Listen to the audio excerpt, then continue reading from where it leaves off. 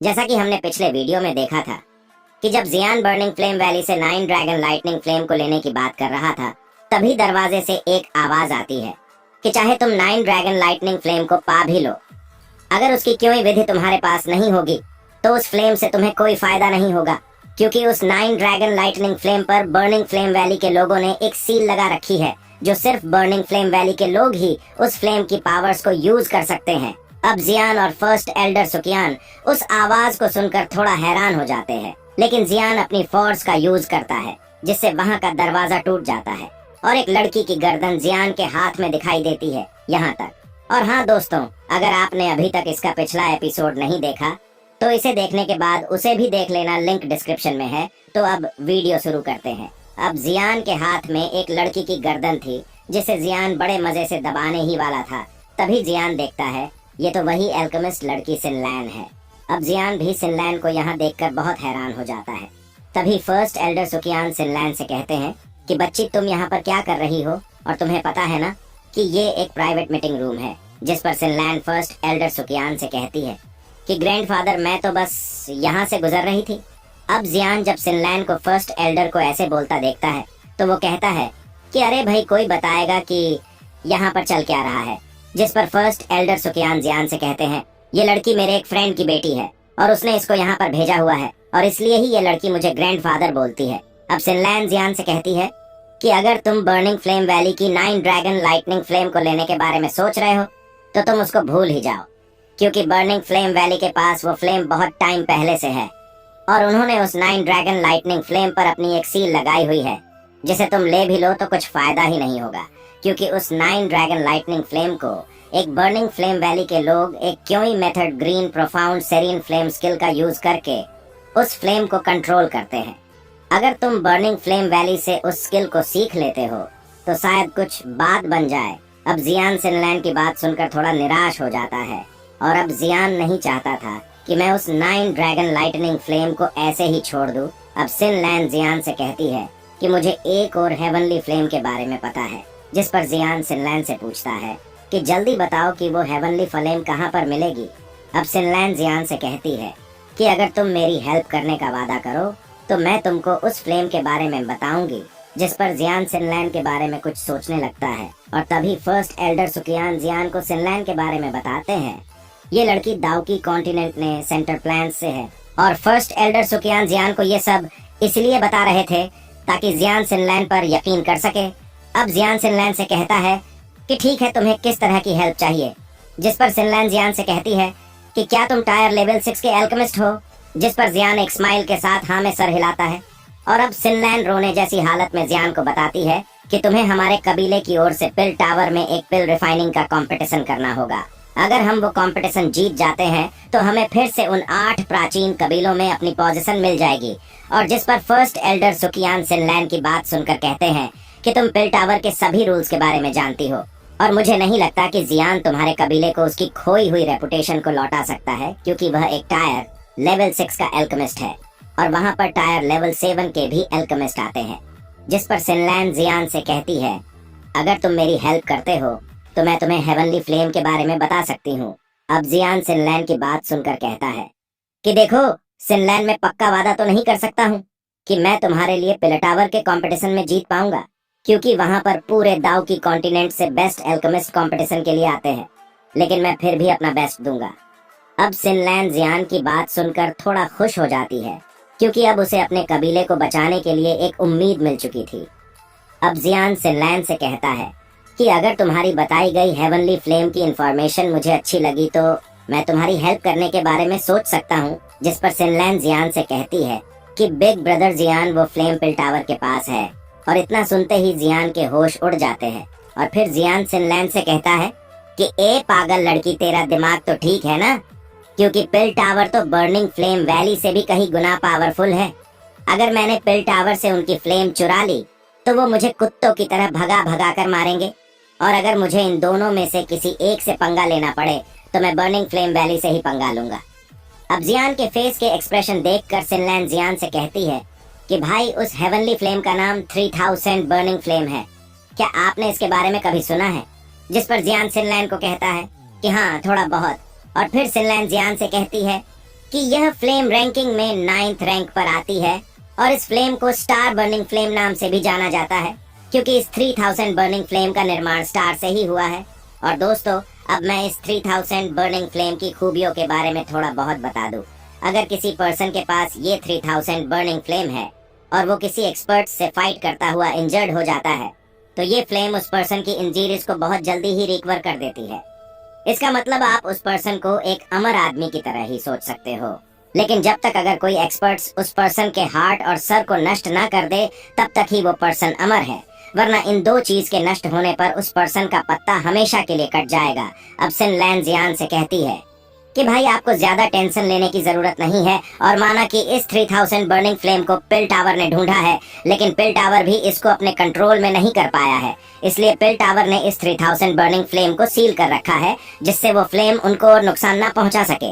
और पिल टावर हर 30 सालों में एक बार पिल गैदरिंग कंपटीशन रखता है, जिसमें दाउकी कॉन्टिनेंट के बड़े बड़े एल्केमिस्ट आते हैं, और जो भी उस पिल गैदरिंग कंपटीशन में टॉप 10 रैंकिंग में आता है, उसे पिल टावर बहुत सारे इनाम और एक बार इस 3000 बर्निंग फ्लेम को अपने कंट्रोल में करने का मौका देता है। और यही आपके लिए सबसे अच्छा रास्ता है, क्योंकि इसमें आपको किसी से फाइट नहीं करनी पड़ेगी। अब बताइए कि आप अब मेरी हेल्प करेंगे या नहीं। जिस पर जियान सिनलैन से एक स्माइल के साथ कहता है कि हाँ। अब फर्स्ट एल्डर सुकियान जियान से कहते हैं कि हाँ, ये लड़की सही बोल रही है, और तुम्हारे मास्टर भी तो इस पिल टावर के पिल गैदरिंग कंपटीशन में फर्स्ट रैंक पर आए थे, और जिस पर पिल टावर ने उनको एक एल्डर सीट देने का ऑफर दिया था, लेकिन तुम्हारे मास्टर ने उनका ये ऑफर एक्सेप्ट नहीं किया था। अब जियान यह सुनकर और भी हैरान हो जाता है, क्योंकि उसके मास्टर ने भी इस पिल टावर के पिल गैदरिंग कंपटीशन को जीता था। अब सिनलैन को जियान पर और भी यकीन हो जाता है, और अब सिनलैन जियान से पूछती है कि हम अब सेंटर प्लान्स के लिए कब निकल रहे हैं।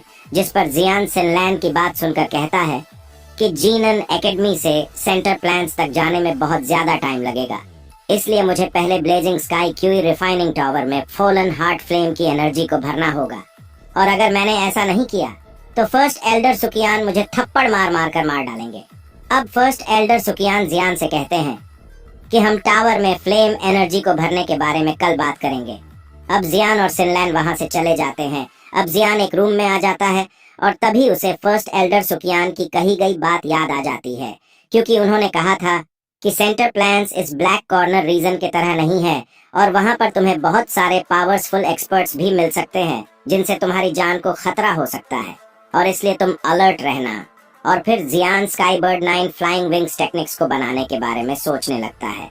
और फिर जियान कहता है कि अगर एक बार में ये स्काईबर्ड 9 फ्लाइंग विंग्स की टेक्निक्स को बना लूं, तो फिर मैं अगर किसी से फाइट भी ना कर पाऊं, तो मैं अपनी जान बचाकर वहां से भाग तो सकता हूं।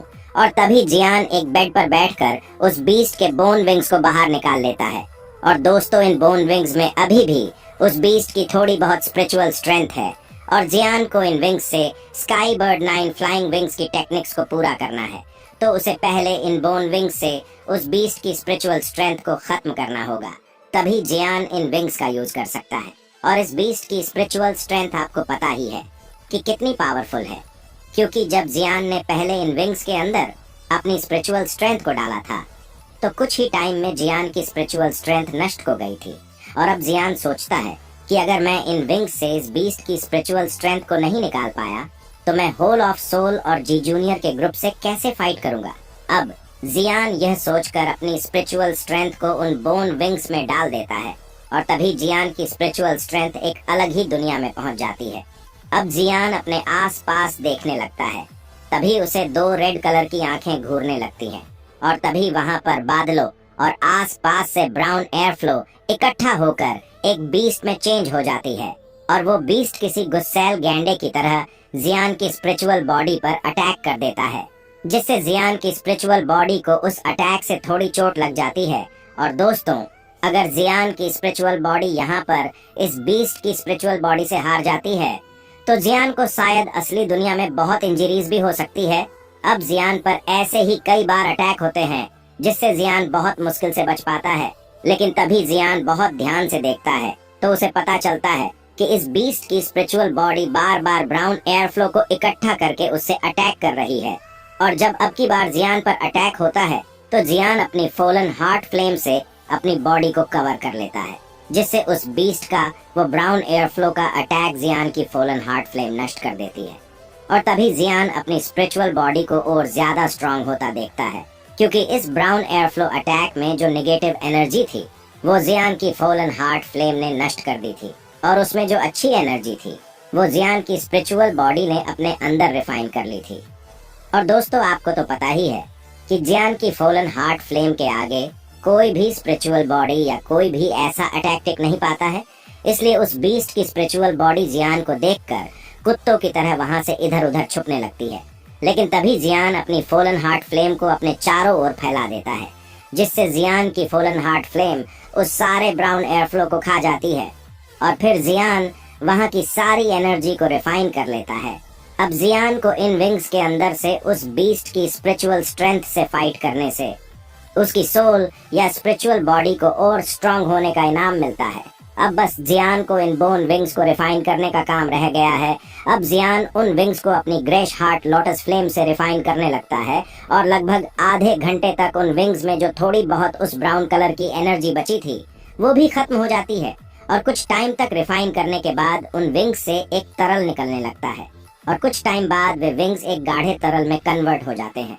अब जियान अपनी स्टोरेज रिंग से एक बहुत सारी सिल्वर कलर की बोन बाहर निकालकर उस फरनास में डाल देता है, और कुछ टाइम उनको भी रिफाइन करने के बाद वो भी एक सिल्वर कलर के पाउडर में बदल जाते हैं। और अब जियान उस पाउडर को उस तरल पदार्थ में मिला देता है, और अपने पास से कुछ हाई ग्रेड के इंग्रेडिएंट्स उसमें डाल देता है, और जियान फिर से उनको रिफाइन करने लगता है। और अब जियान को ऐसे ही 2 दिन लग जाते हैं, और 2 दिनों में जियान ने पहले ही फर्स्ट एल्डर सुकियान को बोल दिया था कि कोई भी मेरे कमरे के आसपास ना आए। और फिर हम देखते हैं जब जियान की आंखें खुलती हैं, और अब बोन विंग्स का तरल और गाढ़ा हो जाता है, और अब जियान अपनी स्पिरिचुअल स्ट्रेंथ को उस फरनास के अंदर उस तरल में डाल देता है, जिससे जियान अपनी स्पिरिचुअल स्ट्रेंथ से उस तरल को एक विंग्स का सेफ दे देता है। अब उन बोन विंग्स के बाहरी हिस्सों पर सिल्वर कलर की बोन्स भी लगी हुई थी, और उन विंग्स पर बहुत सी डिजाइनर लाइनें भी बनी हुई थी। और दोस्तों, बात यह है कि टोटल सब मिलाकर विंग्स बहुत सुंदर लग रहे थे। अब जियान उन विंग्स पर अपने खून की एक बूंद डालता है, जिससे उन विंग्स में से एक चमक निकलने लगती है, और वह विंग्स जियान की पीठ में चले जाते हैं। और तभी जियान को बहुत दर्द होने लगता है। अब कुछ टाइम जियान उन विंग्स को ओपन करता है तो उसे ऐसा लगता है जैसे जियान वहां की नेचर एनर्जी को महसूस करने लगता है। और फिर जियान अपने बोन विंग्स को बंद कर लेता है, और इसके साथ ही वह एक स्माइल के साथ रूम से बाहर आ जाता है। तभी उसे अपने सामने लिटिल फेरी डॉक्टर दिखाई देती है, और लिटिल फेरी डॉक्टर को देखकर ऐसा लग रहा था जैसे वो इनर एकेडमी में रहकर बहुत खुश हो। तभी जियान लिटिल फेरी डॉक्टर से उसकी पॉइजन बॉडी के बारे में पूछता है कि अब तुम्हारे पास इस पॉइजन बॉडी को ब्लास्ट होने में कितना टाइम है। जिस पर लिटिल फेरी डॉक्टर जियान से कहती है कि मैं अपनी पॉइजन्स बॉडी को बहुत मुश्किल से कंट्रोल कर रही हूँ, और अब मेरे पास बस 1 साल का टाइम रह गया है।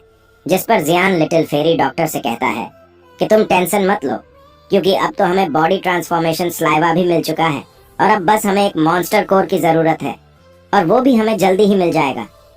अब लिटिल फेरी डॉक्टर जियान की बातें सुनकर थोड़ी खुश हो जाती है, और फिर लिटिल फेरी डॉक्टर कहती है कि अरे, मैं तो तुम्हें बताना भूल ही गई थी कि फर्स्ट एल्डर सुकियान ने तुम्हें blazing sky QE refining tower के मामले को निपटाने के लिए बुलाया है।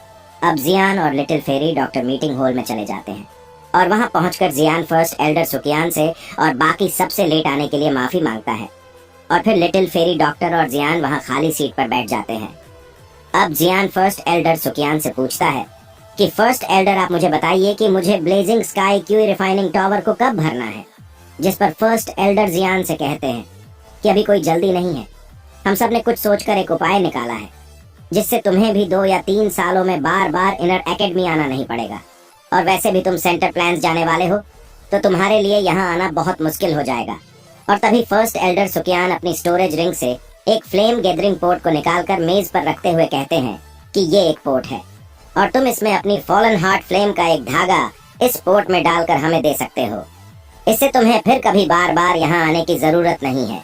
लेकिन इस विधि को करते टाइम तुम काफी इंजर्ड भी हो सकते हो, और फिर तुम्हें कुछ टाइम तक आराम करना पड़ेगा, और इसमें कोई जल्दी नहीं है। तुम हमें कुछ टाइम सोचने के बाद बता देना। अब जियान फर्स्ट एल्डर सुकियान से कहता है कि अगर मेरे ऐसा करने से सब ठीक हो जाता है तो मैं आपकी बात को कैसे मना कर सकता हूँ। अब सब लोग टाइम तक ऐसे ही हंसी मजाक करते हैं और इस टाइम लिटिल फेरी डॉक्टर भी बहुत खुश थी और फर्स्ट एल्डर सुकियान भी लिटिल फेरी डॉक्टर को देखकर बहुत खुश थे, क्योंकि इनर एकेडमी के साथ इतनी यंग दाऊजों की फ्रेंडशिप है और ये सब जियान के कारण ही हो पाया है। अगर जियान ना होता तो लिटिल फेरी डॉक्टर यहाँ कभी आते ही नहीं। और तभी जियोली दरवाजा खोलते हुए अंदर आ जाता है और फिर वो जियान और फर्स्ट एल्डर सुकियान से कहता है कि हान फेंग ने डेमन फ्लेम वैली के ओल्ड ग्राउंड डेमन घोस्ट को जीनन एकेडमी पर अटैक करने के लिए इनवाइट कर दिया है। अब जियोली की यह बात सुनकर होल में सबके होश उड़ जाते हैं और तभी जियान फर्स्ट एल्डर सुकियान से कहता है, अगर हमने उसी टाइम उस हान फेंग का गेम बजा दिया होता ना तो आज ये मुसीबत देखने की नौबत ना आती। जिस पर फर्स्ट एल्डर सुकियान जियान से कहते हैं, अगर तुम हान फेंग को मार भी देते तो उस ओल्ड डेमन घोस्ट को कभी ना कभी पता चल ही जाता, क्योंकि तुमने उसके 3 पंटरों का गेम जो बजा दिया था। अब फर्स्ट एल्डर सुकियान कहते हैं कि मुझे नहीं लगता है कि वो बुढ़ा ओल्ड ग्राउंड डेमन घोस्ट हमारी जीनन एकेडमी पर अटैक करेगा, लेकिन हमें फिर भी जीनन एकेडमी की प्रोटेक्शन को और बढ़ा देना चाहिए, क्योंकि जीनन एकेडमी के हेडमास्टर कितने ही सालों से दिखाई नहीं दिए और क्या पता वे अभी तक जिंदा भी है या नहीं। और फिर फर्स्ट एल्डर सुकियान जियान और लिटिल फेरी डॉक्टर से कहते हैं कि तुम दोनों जब तक ज्यादा बड़ी प्रॉब्लम्स नहीं आती है तब तक तुम्हें यहीं पर रहना है। लेकिन जियान फर्स्ट एल्डर सुकियान की ये बात मानना तो नहीं चाहता था, लेकिन फिर भी जियान ने अभी चुप रहना ही सही समझा और लिटिल फेरी डॉक्टर को भी ऐसा ही करने के लिए कहा। अब अगर वो बुढ़ा ओल्ड ग्राउंड डेमन घोस्ट जीनन एकेडमी पर अटैक करता है तो उससे शो गेट को भी कुछ फायदा नहीं होगा, बल्कि उन्हें उल्टा नुकसान ही हो जाएगा। अब यह बात पूरे ब्लैक कॉर्नर रीजन में फैल जाती है कि ओल्ड ग्राउंड डेमन घोस्ट जीनन एकेडमी पर अटैक करने वाला है और सबको यही बात हैरान कर रही थी कि जीनन एकेडमी के हेडमास्टर तो काफी टाइम से गायब है, तो ओल्ड ग्राउंड डेमन घोस्ट से जीनन एकेडमी को कौन बचाएगा। अब जियान ऐसे ही कुछ टाइम एकेडमी के अंदर अपने पैनगेट में घूमता और बहुत सी पिल्स को भी रिफाइन करता था, लेकिन जियान को अभी कोई टेंशन नहीं थी, क्योंकि अभी भी जियान के पास एक टर्म कार्ड ऐसा था जिससे वो बुढ़ा ओल्ड ग्राउंड डेमन घोस्ट पड़े ही ना मरे, लेकिन उससे वो सीरियसली इंजर्ड तो हो ही जाएगा। और फिर जियान बहुत से स्टूडेंट की रिक्वेस्ट पर लिटिल गर्ल जिया और लिटिल फेरी डॉक्टर के साथ उनकी फाइट कंपटीशन का जज बन जाता है। और जब मैदान में 2 स्टूडेंट की फाइट हो रही थी तो जियान जज की सीट पर बैठा हुआ बहुत ही खुशी के साथ मैच देख रहा था।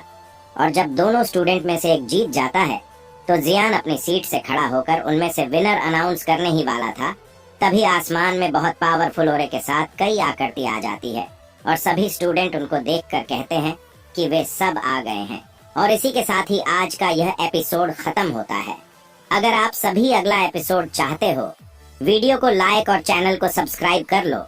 तो फिर मिलते हैं अगली वीडियो में।